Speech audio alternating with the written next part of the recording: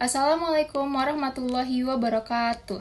Halo semua, kami dari kelompok 8. Video ini merupakan video aplikasi kode etik psikologi part 2, pasal 76 sampai pasal 80.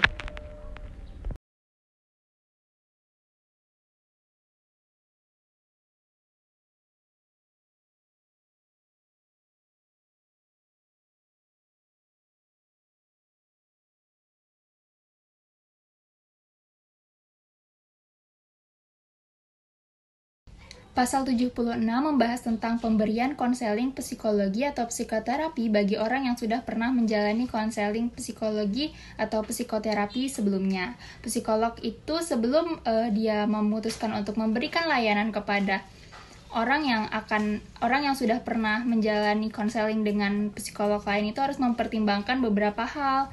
Salah satunya, psikolog perlu mendiskusikan isu perawatan dengan pihak lain yang merupakan wakil dari pasien tersebut.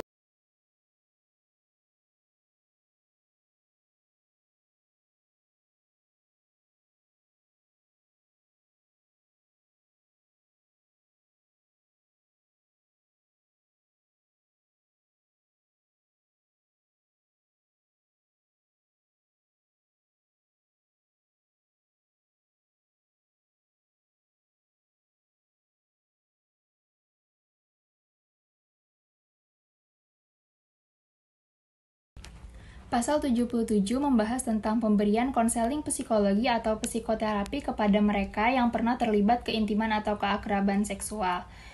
Psikolog tidak memberikan pelayanan kepada mereka yang pernah terlibat keintiman atau keakraban seksual. Misalnya contohnya pada video percakapan berikut ini. Daniel dan Jasmine pernah terlibat keintiman seksual dan suatu hari Daniel butuh ke psikolog. Ini kondisinya saat mereka sudah putus. Dan kemudian Daniel menghubungi Jasmine.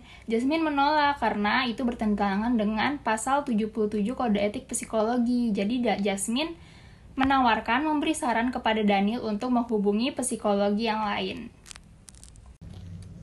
Pasal 78 membahas tentang penjelasan singkat atau debriefing setelah konseling psikologi atau psikoterapi. Psikolog memberikan penjelasan segera setelah pemberian konseling atau terapi dengan bahasa yang sederhana dan mudah dipahami pasien.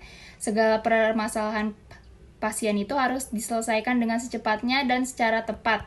Psikolog dapat mengambil langkah-langkah yang diperkirakan dapat membantu klien mengurangi dampak buruk dari permasalahan klien. Misalnya, ada seorang klien yang mengalami depresi dan secara tiba-tiba terkadang dia suka ingin menyakiti dirinya, dia suka ingin menggores tangannya dengan silet, dan psikolog itu mengambil langkah-langkah yang diperkirakan dapat membantu klien tersebut untuk mengurangi dampak buruk itu.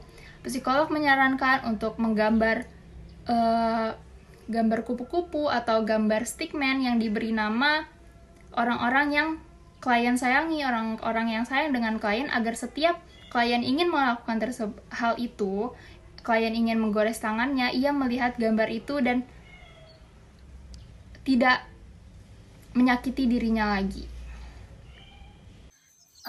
Kak Sabrina, apakah ada pertanyaan? Kalau misalnya nggak ada, kita akhiri dulu untuk sesi konsultasi hari ini. Untuk saat ini belum, Bu. Nanti, oh ya, kalau misalnya untuk jadwal besok itu bisa mohon ditunda dulu karena saya ada kegiatan ke Surabaya 1 bulan.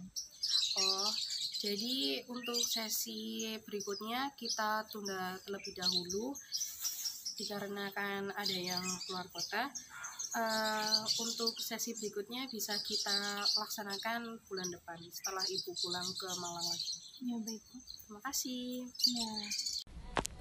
Pasal 79 membahas tentang penghentian sementara konseling psikologi atau psikoterapi.